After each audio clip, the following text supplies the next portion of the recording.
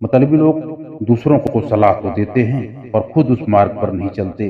दोस्तों, ये वीडियो बताएगी कि दुनिया में रास्ता तो बताने वाले तो हजारों मिल जाएंगे, लेकिन उस पर चलने वाले नहीं मिलेंगे। कहते हैं दुनिया में अगर सबसे सस्ती कोई चीज है तो वो है सलाह। एक से मांगो हजारों मिल जाएंगे, अगर जरूरत हो किसी की मदद की तो लाखों में कोई एक ही सामने आता है। आइए इसे एक कहानी के माध्यम से हम इसको समझते हैं। दोस्तों, एक जंगल में एक धूर्त शेर रहता था, जो अक्सर भोले भाले जानवरों को मार करके खा जाता था।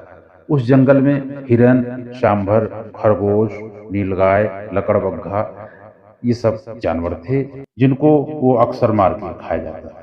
परंतु उसे सबसे स्वादिष्ट शिकार लगता था हिरन। परंतु ये शिकार बहुत ही कठिन था, क्योंकि ये चौकड़ी मार करके निकल जाता था, चकमा दे जाता था और जल्दी से हाथ में नहीं आता था। तो शेर ने एक युक्ति निकाली कि ऐसा कुछ करूं कि सांप भी मर जाए, लाठी भी न टूटे, मेरा भूख भी मिट जाए और ये लोग हमको गलत भी न समझे। तो दोस्तों, वो अपने स्वभाव को थोड़ा सा चेंज किया, बदल दिया कि हमको ये लोग अच्छा समझें और हमारे नजदीक रहें। तो सब जानवर उसके आसपास रहने लगे, परंतु उसे जब भूख लगती थी तो कोई न कोई बहाना, कोई न कोई उनकी गलती बता करके उन्हें मार के खा लेता था। तो सब जानवर लोग समझते थे कि ये कोई गलती किया होगा, इसलिए राजा ने मारा। इसलिए सबका वो प्रिय भी बना रहा और उसका पेट भी भरता रहा, क्योंकि घोड़ा घास से दोस्ती करेगा तो खाएगा क्या। वो युक्ति निकाला था अपने पेट भरने के लिए। स्वार्थी आदमी की यही फितरत होती है। दोस्तों, यदि वो आपसे बहुत मीठा मीठा बोल रहा है तो इसका मतलब उसका कोई काम आन पड़ा है। जैसे ही उसका काम निकल जाता है वह फिर वो भूल जाता है, उसी प्रकार जिस प्रकार से सांप अपना केचुली छोड़ के चला जाता है। कहते हैं जो लोग धूर्त होते हैं वो बात मीठा बोलते हैं और व्यवहार करते हैं जब तक कि उनका कार्य सिद्ध नहीं हो जाता। धूर्त मूर्खों को ही अपना शिकार बनाते हैं, जो बुद्धिमान होते हैं वो उनकी बातों में नहीं आते हैं। तो धूर्त लोग अहितकर को हितकर सिद्ध करके उनका विश्वास जीतते हैं, फिर बाद में उसका सर्वनाश कर डालते हैं। वे जिसका बुरा करना चाहते हैं पहले उसका अच्छा करते हैं। जैसे बहेलिया हिरन को फंसाने के लिए उसको मधुर ध्वनि से रिझाता है। अगर अपने स्वार्थ सिद्धि के लिए कोई सिर्फ तुमसे मतलब लगाता है तो समझ लेना कि वो तुम्हारे काम आने वाला नहीं है, उससे दूरी बनाए रखने में ही भलाई रहता है। एक हिरन पानी पी रहा था, तभी वहां पे शेर आ जाता है। सिंह को देख करके हिरन पूरा घबरा जाता है, क्यों न इसको इसके पीछे पावर लगाने की बजाय आसानी से इसको मार दिया जाए। तो वो बोलता है कि ये तू क्या कर रहा है, इस झील की पानी को तू खराब कर रहा है। ये पानी जा करके बड़े जलाशय में मिलेगा, गंगा में मिलेगा, तो जो भी जीव जंतु पानी पिएगा, ये पानी तो दूषित कर रहा है, वो बीमार हो जाएंगे और वो सब मर जाएंगे। और मैं राजा हूँ, उसकी चिंता है मुझे, इसलिए मैं चाहता हूँ कि कोई और न मरे, इसलिए तुझे मरना होगा।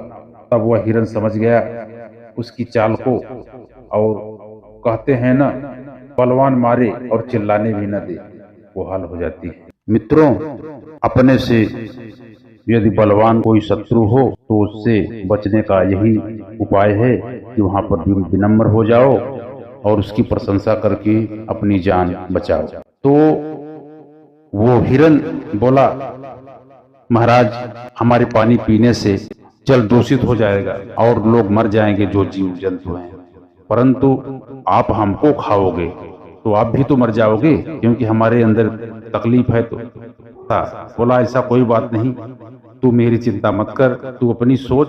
वो हिरन सोचा कि अब यहाँ से भाग लेने में ही भलाई है, और वह बोला कि नहीं राजन, मैं तुम्हें बीमार करके मरते हुए नहीं देखना चाहता, इसीलिए मैं आपके पास आऊंगा, नहीं तो आप बीमार होकर मरोगे।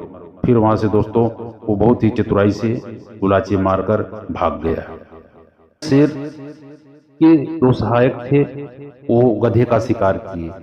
उस सहायक में एक लोमड़ी थी और एक भेड़िया था।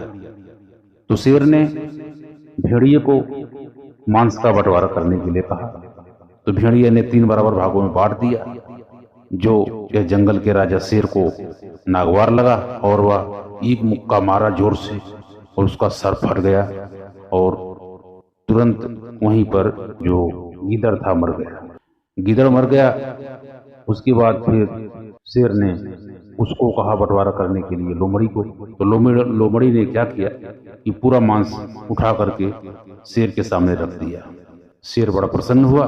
शेर बोला, ये शिष्टाचार तुमने कहाँ से सीखा? तब लोमड़ी हंस के बोली, अभी अभी ये भेड़िए का हाल देखकर अभी अभी मैंने सीखा। तो दोस्तों, बलवान शत्रु से इसी प्रकार से अपना बचाव करना चाहिए। कहते हैं, अस्त्र शस्त्र के बिना शूरता, सैनिकों की एकता के बिना युद्ध, समझने वालों के बिना चतुराई और स्त्री के बिना गृहस्थी, अच्छे सहायकों के बिना विपत्ति हर रोज दुख देने वाली होती है। तो यह दोस्तों कहानी आपको कैसी लगी? यदि आपको हमारी कहानी अच्छी लगी हो तो हमारे चैनल को सब्सक्राइब करके बेल आइकन प्रेस कर देना और वीडियो को एक लाइक कर देना। जय श्री कृष्णा मित्रों।